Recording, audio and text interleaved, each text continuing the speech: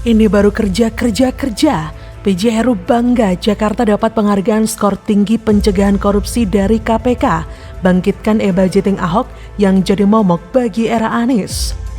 Saya juga mengapresiasi capaian program pencegahan korupsi terintegrasi tahun 2022 dengan perolehan skor 92,59.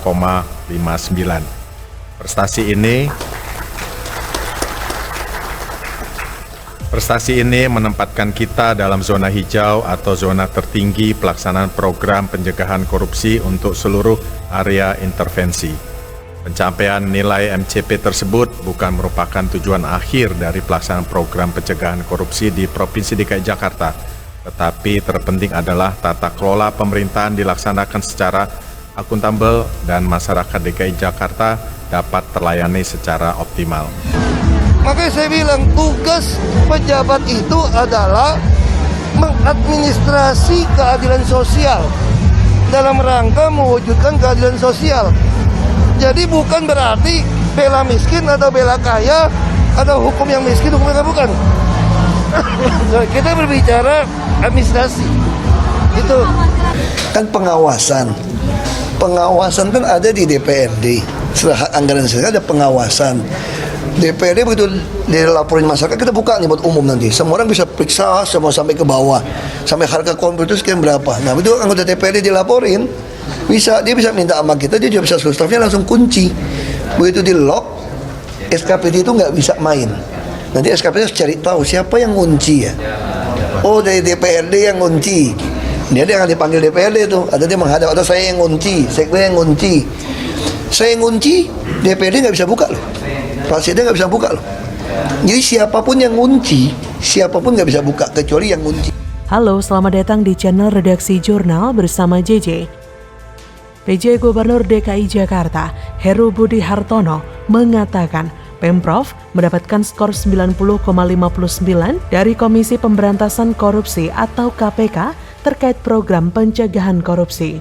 Hal itu disampaikan PJ Heru dalam rapat paripurna penandatanganan Fakta Integritas pengesahan Rancangan Perubahan Anggaran Pendapatan dan Belanja Daerah APBDP 2023 dan Rancangan APBD 2024 Jumat 4 Agustus 2023. Menurut PJ Heru, capaian itu merupakan prestasi yang menempatkan DKI Jakarta dalam zona hijau atau zona tertinggi di pelaksanaan program pencegahan korupsi untuk seluruh area intervensi. Dan ini bukan merupakan tujuan akhir untuk pelaksanaan program pencegahan korupsi di Jakarta, tetapi yang terpenting menurut PJ Heru adalah tata kelola pemerintahan dilaksanakan secara akuntabel dan masyarakat DKI Jakarta bisa terlayani secara optimal. Rapat paripurna itu juga dihadiri Wakil Ketua KPK Nurul Gufron.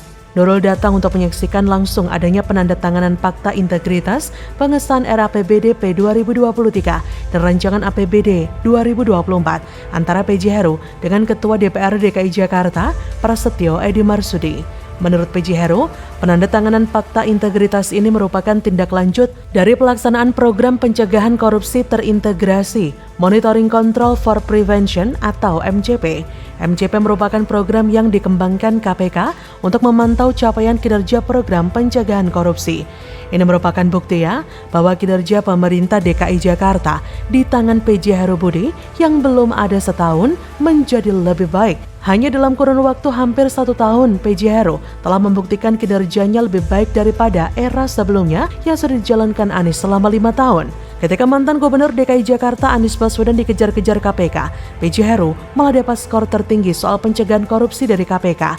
Apalagi sebentar lagi, PJ Heru bakal membangkitkan lagi program e-budgeting Ahok. Kolaborasi senyap dua pemimpin yang beneran kerja, yakini tidak akan ada kelebihan bayar kayak era Gabenar. Semuanya dibikin transparan, semuanya dibikin patuh dengan aturan. Tak ada lagi oknum atau maling yang semena-mena yang bisa seenak jidat ngeluarin duit demi kepentingan pribadi atau kelompok tertentu. Di era PJ Heru, semuanya bersih. Program e-budgeting akan diterapkan untuk mengatur dan mengawasi anggaran dana yang keluar, seberapa besar dan digunakan untuk apa. Transparansi anggaran dan perencanaan keuangan skema e-budgeting yang sudah dimulai dirintis oleh Jokowi Ahok bubar jalan di tangan Gubernur Anies. Bagi Anies dan para pendukungnya, transparansi anggaran adalah sebuah kemustahilan. E-budgeting menjadi momok paling menakutkan untuk predator anggaran yang selama ini foya-foya di atas otak-atik angka siluman. Terbukti di akhir masa jabatan Gubernur Anies Oktober 2022, sejumlah kejanggalan dan temuan dugaan korupsi dan kolusi berderet panjang daftar masalahnya.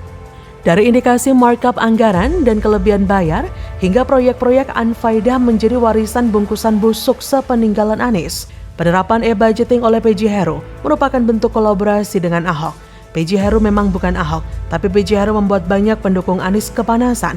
Sama halnya Ahok yang bikin kader menggeliat bagai cacing ditaburi micin. Dukungan Ahok kepada PJ Heru menunjukkan keseriusan pemerintah DKI Jakarta untuk memberantas korupsi. Cepat atau lambat, kebijakan penyelewengan anggaran yang semasa kepemimpinan Anies aman terkendali, otomatis akan diaudit ulang. Temuan demi temuan akan menjadi bahan laporan pertanggungjawaban kepada publik secara gamblang berdasarkan data dan fakta. Memang, orang itu layak diberikan tamparan keras. Biar aja pendukungnya kelojotan. Lucu aja sih melihat mereka kelojotan atau nangis guling-guling di lantai. Bagaimana?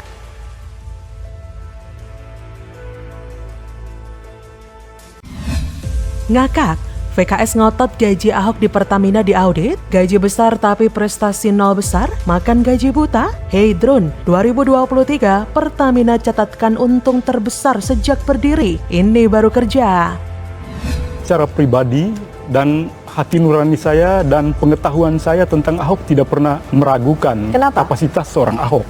Ahok adalah pendobrak, dia orang bersih, punya integritas, berani, teliti, dan sangat detail dalam untuk pengolahan bisnis di Pertamina ini sangat cocok. Dan yang paling penting bagi Ahok adalah Ahok ini adalah the president man. Dia adalah tangan kanan presiden di Pertamina. Nah, selama ini komut yang ditunjukkan oleh presiden tidak menjalankan tugasnya dengan benar. Nah, presiden itu punya cita-cita, punya visi gede, yaitu Nawacita. Nawacita adalah saripati dari Trisakti Bung Karno. Kabar ini sudah tentu telah didengar juga sama Pak Mulyanto, rekan Edi Suparno di Komisi 7 DPR RI. Dan kader PKS itu sudah menunjukkan penolakannya terhadap Ahok. Menurut Mulyanto, sebagai terpidana kasus pelecehan Al-Quran, Ahok mempunyai catatan berat bagi kaum muslimin. Ya, baik, terima kasih Pak. Jadi mungkin bisa saya sampaikan bahwa kinerja Pertamina sepanjang tahun 2022 itu melonjak cukup signifikan, hampir 100% nilainya, kurang lebih 86% dibanding tahun 2021. Karena setelah restrukturisasi holding dan subholding, setiap lini bisnis Pertamina saat ini sudah bisa mulai fokus untuk mengembangkan lini bisnisnya masing-masing. Sehingga di situ. Halo, selamat datang di channel Redaksi Jurnal bersama JJ. Badan Pemeriksa Keuangan BPK diminta mengaudit struktur gaji serta tunjangan Komisaris Utama PT Pertamina Basuki Cahayapurnama alias Ahok yang mencapai miliaran rupiah per bulan. Agar tidak menimbulkan polemik di masyarakat, menurut anggota Komisi 7 DPR yang sekaligus legislator Partai Keadilan Sejahtera PKS Mulyanto, BPK perlu memeriksa apakah penetapan besaran gaji Ahok selama ini sudah sesuai dengan peraturan perundangan yang berlaku. Mulyanto mengaku prihatin jika besaran gaji komisaris dan direksi Pertamina yang mencapai miliaran rupiah per bulan. Pasalnya, besaran gaji yang diterima tidak sebanding dengan prestasi yang dihasilkan. Orang-orang PKS sepertinya tidak melihat data secara valid. Yang mereka ungkapkan hanyalah sebatas kebencian pribadi kepada Ahok. Padahal Pertamina banyak prestasi yang diraih semenjak Ahok menjadi komisaris Pertamina. Salah satu yang paling besar adalah laba bersih Pertamina dalam kurun 6 tahun belakangan ini. PT Pertamina Persero membukukan laba bersih sebesar 3,8 miliar US dollar atau setara dengan 56,59 triliun rupiah. Asumsi kurs Rp14.868 per US dollar. Laba ini menjadi yang paling besar sepanjang sejarah perusahaan BUMN itu berdiri. Bila dibandingkan pada 2021, laba bersih Pertamina menyentuh angka 2,04 miliar US dollar atau setara 30,41 triliun. Angka tersebut lebih tinggi dari laba yang ditorehkan pada 2020 yang sebesar 1,05 miliar US dollar atau setara 15,62 triliun rupiah. Laba bersih 2020 menjadi keuntungan yang paling sedikit yang diterima Pertamina selama 6 tahun terakhir. Itu dikarenakan masa pandemi. Seperti dilansir Kata Data, Direktur Utama Pertamina Nike Widiawati memastikan kinerja kinclong perusahaan plat merah ini bukan karena faktor kebetulan atau berkah atau windfall, harga minyak ataupun kurs rupiah.